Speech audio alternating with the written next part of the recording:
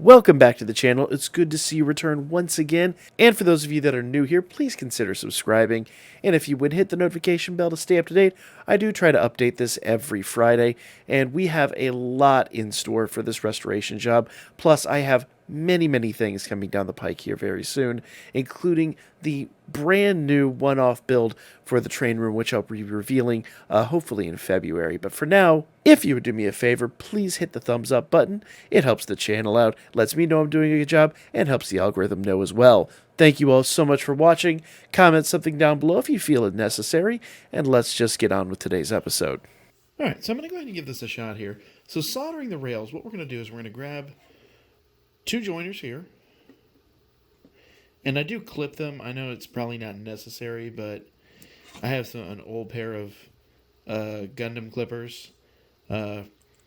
Basically plastic model clippers, but they're kind of ruined. And they really do a beautiful job of making really nice cuts on these.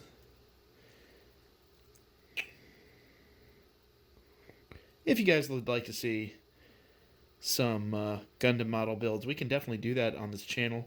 I dedicated it to trains, but I actually do at some point plan to make a small diorama because there are trains in that series and they'd be very interesting. Now this rail was previously adjoined to another, so I'm going to use a file here and try to clean up a bit of the solder.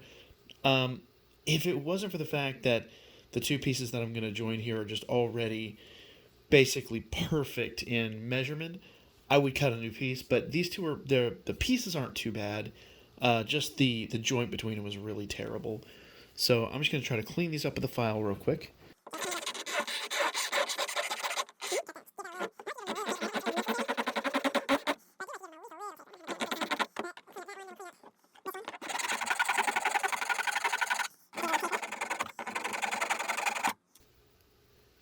I definitely don't want to be too rough with this, because if the joiners are not absolutely perfect in this bend, I am going to run into problems.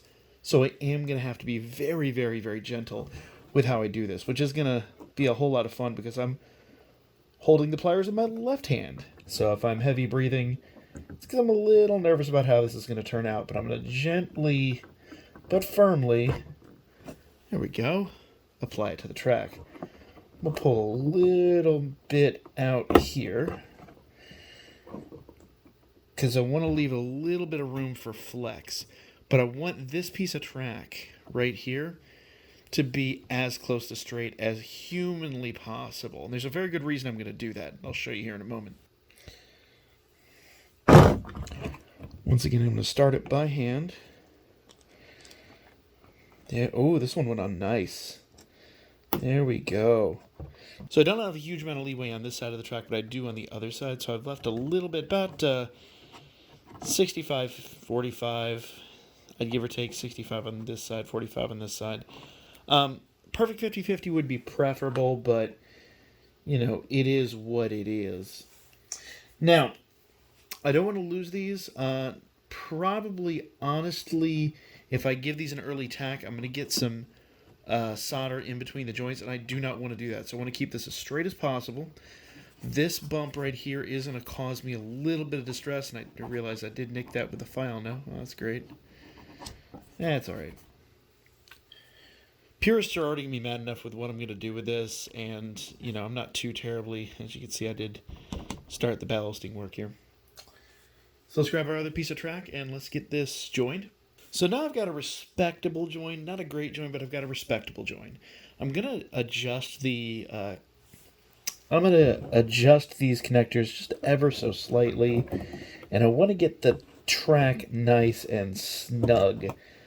I have personally found that there are problems sometimes when the tracks are not completely snug, and as you can see, these were together once before, and I did sand them a little bit. I don't know if that causes long-term issues, but I sanded them first with a 220, then hit them with a 600 grit, so they shouldn't be too bad. And they're fairly smooth as far as, you know, connectors go. But this is not the end of it. We're going to need to solder this because this is in the middle of a curve. And if I do not solder this, and if I do not solder it perfectly straight like this, we're going to run into problems. Also, I need these to be pretty tight. I cannot open these up anymore. These have to go on here strong and tight with very little give or wiggle room. And now we're pretty much ready for the first round of solder. Now, I need this straight. If this bends in any way, I risk bending the joiner, and then that introduces weakness. And then over the next 24 hours, as this track sits here and begins to set, the joiners will then actually begin to fold and bend, and then I'll get kinks in my track. So this has to stay very, very, very straight. I have to be extremely particular about this. Preferably, you wouldn't want to do anything like this in the center of your track, or if you do, you'd want to connect these when they're straight like this as two separate pieces. Mine's actually 3. So mine's like the worst possible scenario, but it's kind of a figure 8 situation. So if you're doing a figure 8 situation like this, you know, I've measured it, I've got it perfect. I just need to make sure this is perfectly, absolutely, undeniably straight. And when I solder it, it's as strong and straight as humanly possible. As I continue to press on it and introduce weakness, but that little bit right there shouldn't be a problem. But I can already tell the comments are going to love that one. Some of you brought up a very interesting point that the joints for all the flex track should be staggered, especially considering when you bend flex track, it does naturally stagger quite a bit. The downside of that is when I've actually done this in practice, it's always introduced a kink into the line. And I think for me, part of it is just simply I was never able to get it tight enough on that one side. I am going to readapt this when we go forward building the new layout, but as far as this layout goes, because of how much work I've had to do to get around the plastic warping and all that stuff, it was just much easier to go this way. It does waste a little bit of track, and you know, it has caused a few headaches here and there, but as far as just for this project alone, I found that this is a slightly better option, but once again, we can readdress that going forward as the new layout is going to introduce quite a few things that are much easier and much more traditional to work with. So, let's apply a little flux. Now, I am personally of the opinion you cannot have too much flux. It's a very ugly brush, but I'm going to just go ahead and wiggle it a little bit around there. And sometimes what I'll do is I'll stick the tip of the solder gun in here and get a nice melty spot, and then stick this in there and get that. But that should be enough right there. This part is vitally important. If you don't do this, you're not going to get a strong bond. I'm going to rub the flux right here and try to get as much on this joiner as I can. It's literally then going to melt all that flux, but when the flux melts, then my solder is going to very smoothly just flow right into place. I'm doing the exterior of this track, and because this is in a corner, I am going to do the interior, but we'll cover that separately because we have to be we can be pretty liberal with the outside, but we have to be pretty conservative with our application to the inside. Now, forgive me for the condition of my soldering iron. This is extremely old and extremely cheap, and I promise you, if it wasn't for the light, pull the light over here a little closer. There we go. The tip's not in great condition, but we are still, we can still work with this. We just need to tin it up. One thing I've learned over the course of trying this, introducing solder directly to the track is not the best key. I want to simply boil the flux and have the solder flow from the tip of the iron to the track. Okay, boiling the flux. I might need some more solder on my tip.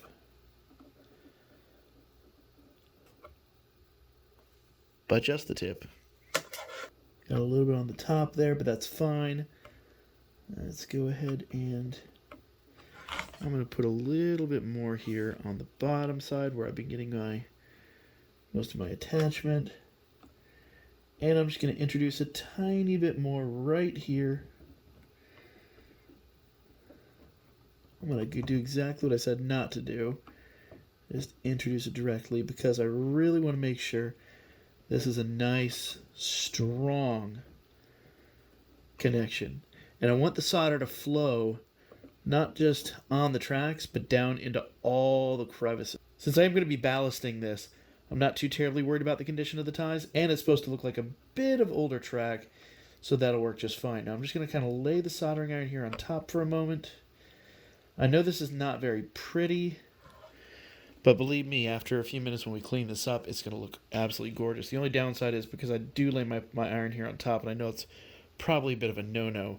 It does tend to give me a little bit more. And once again, I do like to come back and sand the track a little bit, so I'm not terribly worried about that. I think that's going to be good. Just make sure that's nice and tight right there.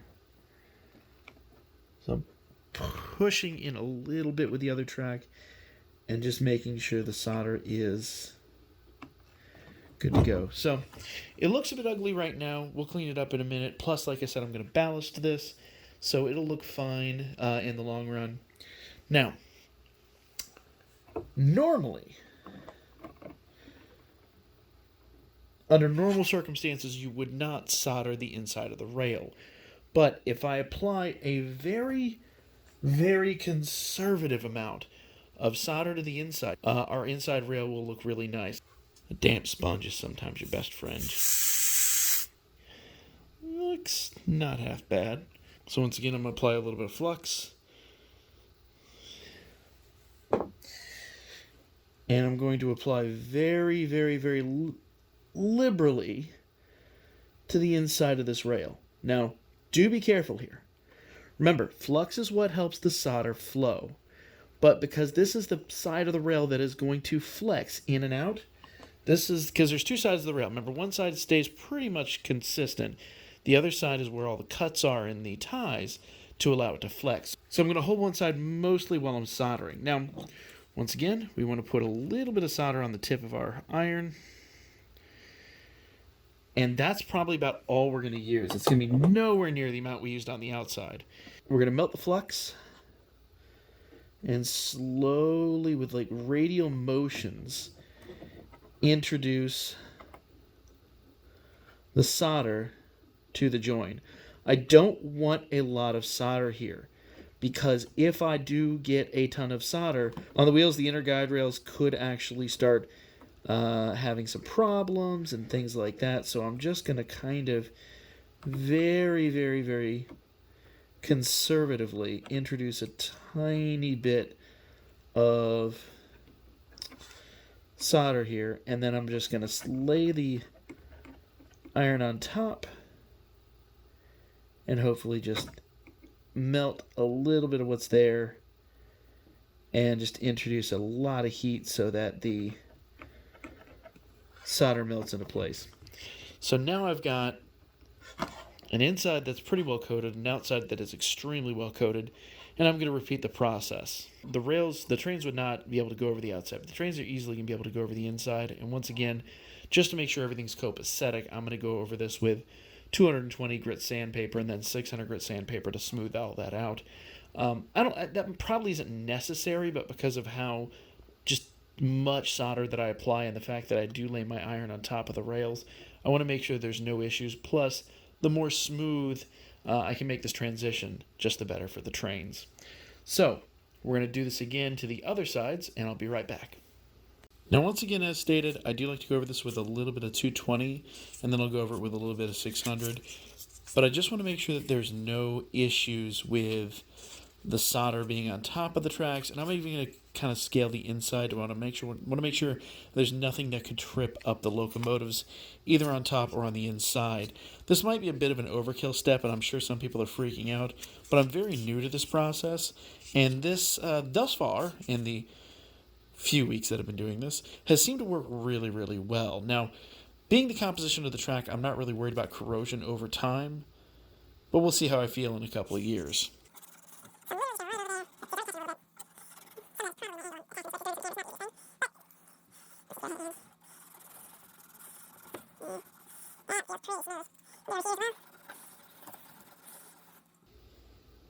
Pretty smooth.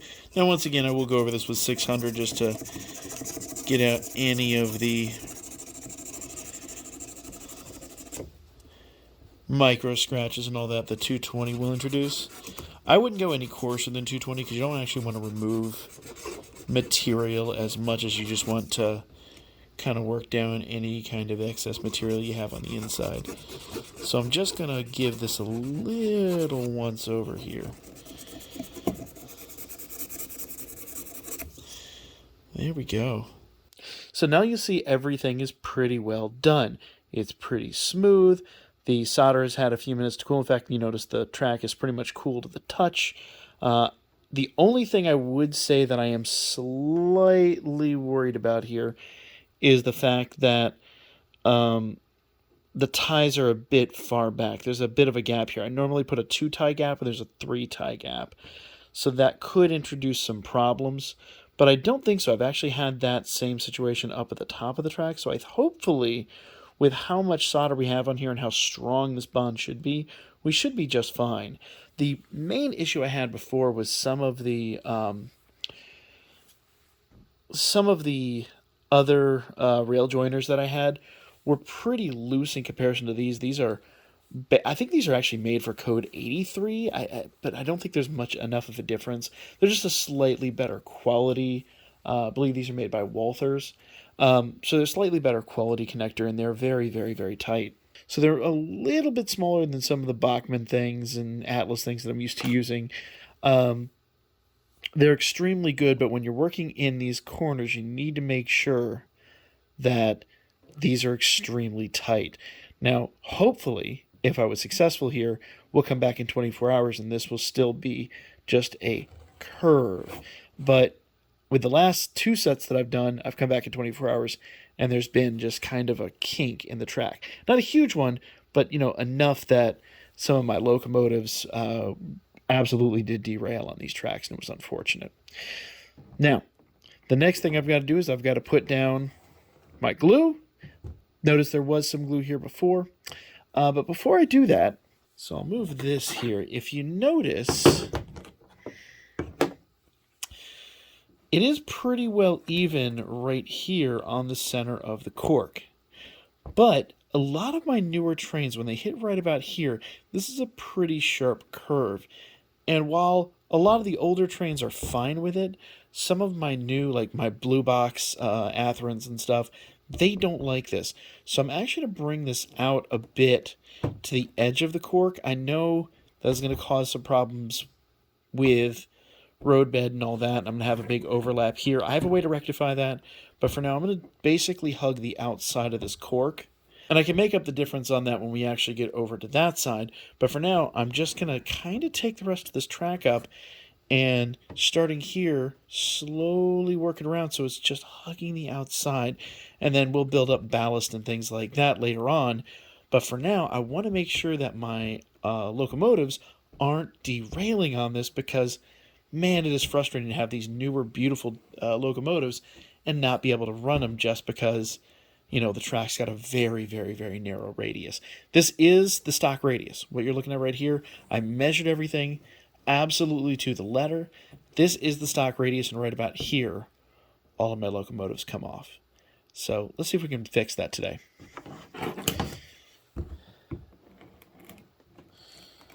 So most gently, I am going to use this putty knife, and I'm going to work it up under here, and I'm going to slowly try to take up as much of this.